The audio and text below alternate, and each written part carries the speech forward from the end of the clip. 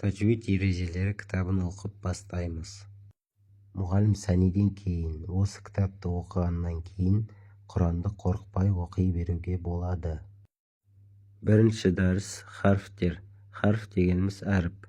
Араб тілінің әліппесінде неше харф бар? 28, яғни 28 әріп бар. Екінші дәріс истиала және истифала харфтері. Осы 28 әріп екіге бөлінеді. Қандай харфтер десек, истиала және истифала харфтері. Истиала дегеніміз жуан, жоғары, биік деген мағынаны білдіреді, ал истифала жіңішке, төмен деген мағынаны білдіреді. Истиала харфтері жетеу: хо, соде, доде, ғойн, то, қоф, зо. Истифала, яғни жіңішке әріптер 22. Осы 7 жуан әріптерден басқасының барлығы жіңішке әріптер.